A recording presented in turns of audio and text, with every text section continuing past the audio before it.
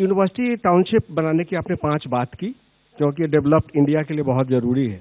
लेकिन primary education और secondary education, जो कि हमारे बैकबोन है ग्रोथ का भारत के लिए, उसके लिए इसमें क्या है? और दूसरा, अभी मैं एक शो करके आया हूं, उसमें लोग पूछ रहे थे कि मिडिल क्लास के लिए बजट में क्या है, बजट में क्या है?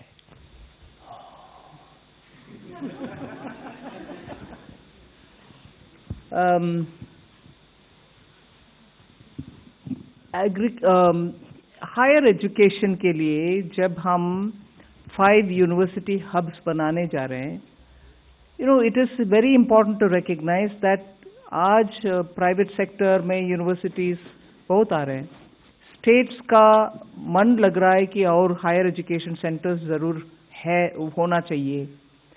इन सब को सुनने के बाद हम हायर एजुकेशन में और ऑप्शंस ले आ रहे हैं, जिससे हर तरह का कोर्स उस हब्स में बने और students don't need to go out in case उनको वीजा नहीं मिला और बोरोइंग करके जाना है।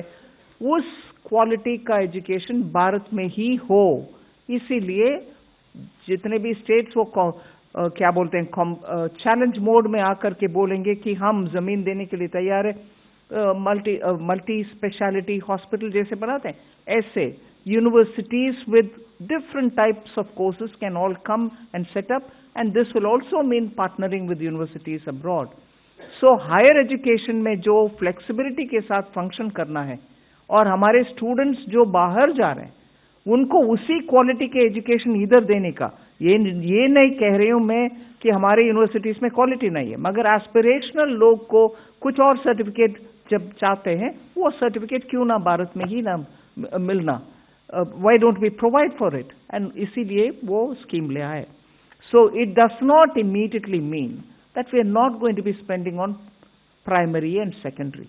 प्राइमरी एंड सेकेंडरी में इतनी सारे स्टेट्स के साथ कोलैबोरेट करते हुए पीएम श्री स्कूल हो, नवोदय विद्यालय हो, प्राइमरी से लेकर हायर सेकेंडरी तक बहुत सारे कदम पिछले 5 साल में उठाया गया। न्यू एजुकेशन पॉलिसी आने के बाद उन सबको अभी भी सपोर्ट मिलेगा सेंटर से। What they are collecting from Bengal, they are not giving our food funds, will get about more than 2 lakh crores from the central government. So they don't have any moral authority to run the government and to finish the country like this.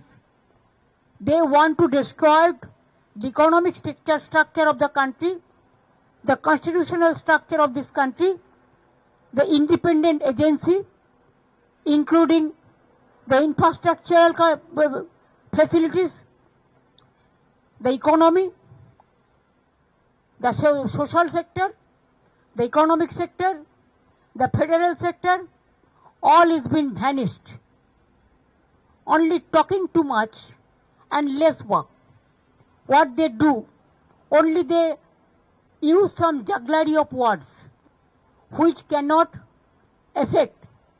You have to give the advantage to the people, which common people can enjoy the facilities.